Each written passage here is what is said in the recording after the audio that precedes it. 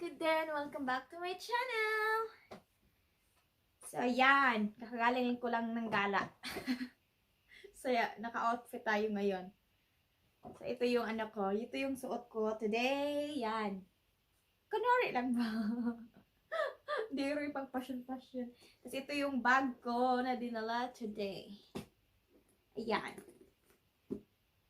Then, ay! Di ko pala ipapakita pero ito yung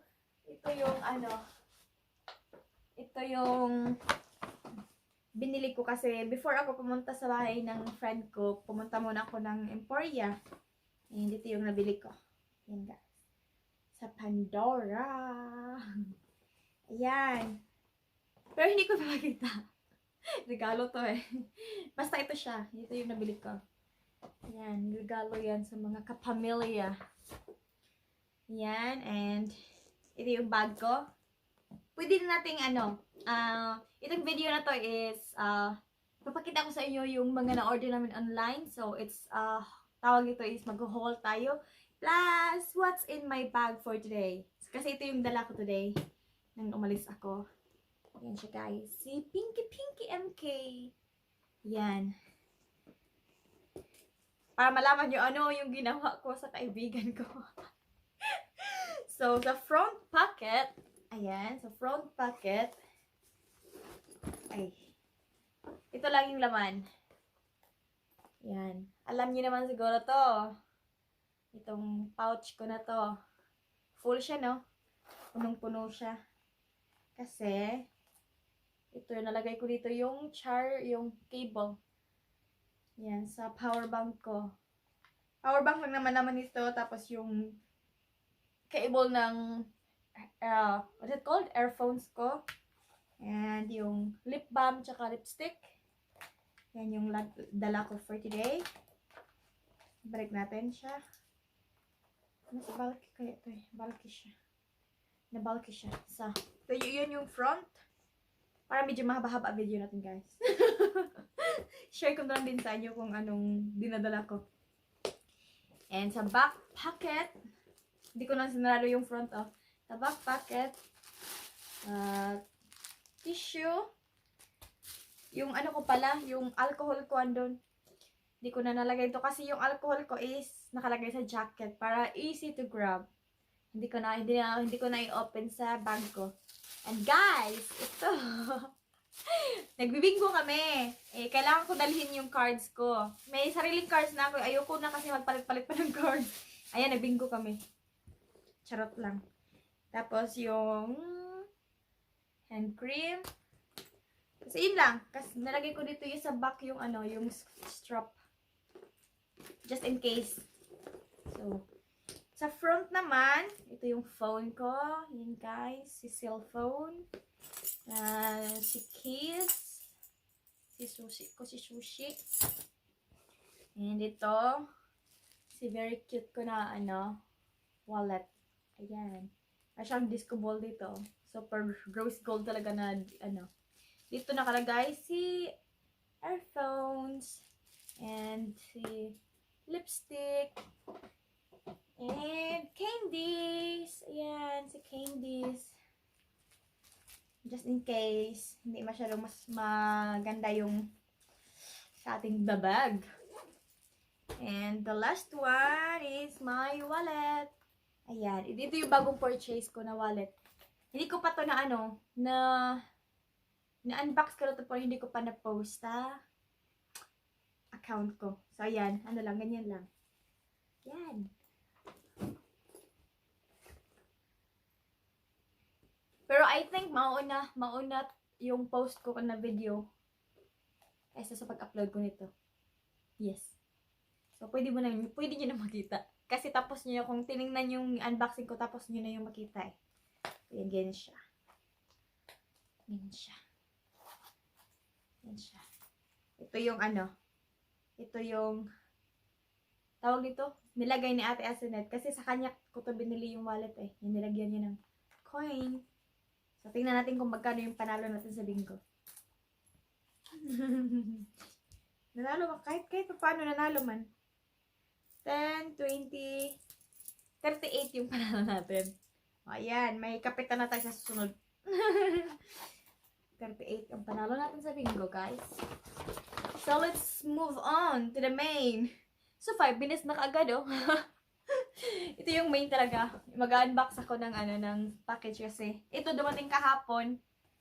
Binuksan ko kasi excited na ako sa yung slip-in ng anak ko. And ito naman, dumating kanina lang. So, ayan. Madali na lang natin. Ito siya. Ito yung slip-in ni Hans Elmore. Cute siya, no? Yan. Just, ano lang to siya, 74 kroner. Yan, sa Best Secret. And then, sa kanya pa rin to, ano to siya? Jogging pants. Open na lang natin kasi kailangan naman yung ng gamitin naman niya to eh. Ayan, ay, ang ganda. Ang ganda ang tela. Tom Taylor yung brand. Yan. I forgot the price. And the next one, oh, ba't to? Gusto ko to itago ang box. Ang ganda ng box. Ang ganda ng kulay. Tago ko yan. And this one, this watch, Noah Tuck. Ha? Ito yun. Yan. Guys. Gold detail siya. Tapos leather, genuine leather yung ito. Yung strap niya. Ayan, 105 kroner lang to. Diba, mura lang siya. Kasi, na, leather na. Para to sa, request to ng kapatid ko eh. Nagustuhan niya, nagpabili siya. So, ayan. Next na tayo. Ito, lang. Mema lang. Trip ko lang jar. Kasi, maganda yung sale nito. Bibili naman din ako. So, nag-advance na ako. Tapos yung mga sizes nito is, pinalaki ko na lang. Ito siya, shoes. Size 30. Yan, ang cute, diba? Size 30 shoes. Pang lalaki. Pang lalaki.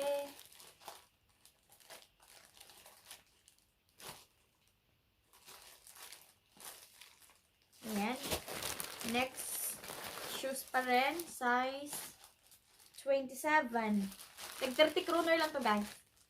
Ay, 60. 30. 60 kroner lang to. Yan. Size 27. And this is size 28.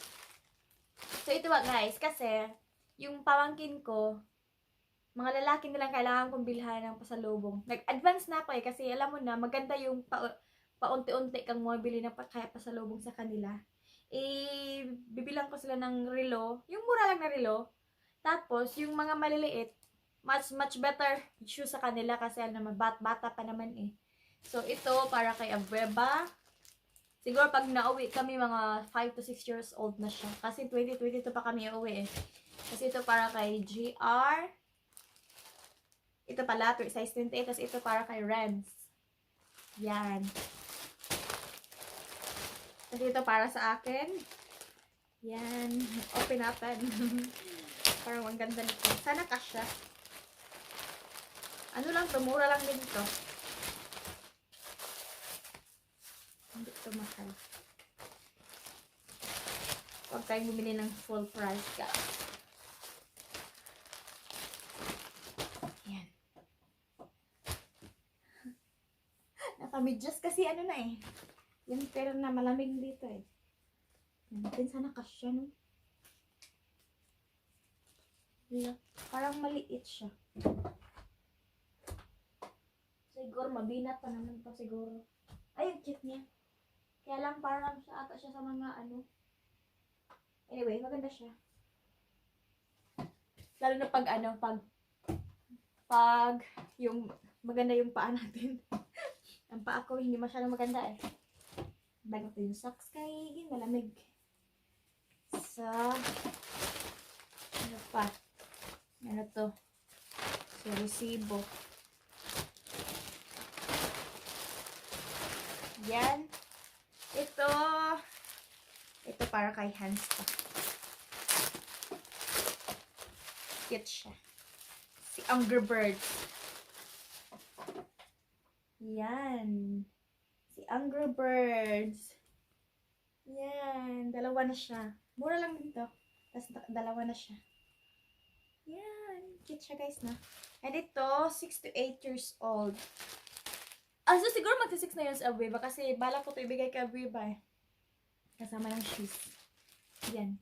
Kasi si Abueva is pamangkin ko plus inaanak ko pa siya. So, yan. Yun lang guys. Thank you for watching guys. See you in my next video.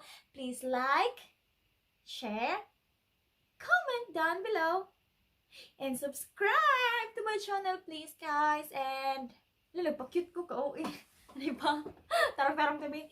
Subscribe and then please click the notification bell button para updated kayo sa aking videos. Bye-bye guys. Ingat palagi. Mag-alcohol, mag-mask kung kailangan, or hindi. Tapos mag-face shield kung kailangan talaga. Especially sa kasi may ibang country na kailangan talaga yung required talaga sa kanila. Pati especially yung face mask. Ang face shield talaga parang ano lang, sa Pinas lang siguro yun eh. Pero dito sa Denmark, kailangan na yung mask. Pero dito sa Sweden, wala eh. So, nasa sayo rin. Kaya ingat-ingat na lang. Hugas ng kamay palagi and bring always alcohol. Ingat guys! Love you, love you. Bye-bye!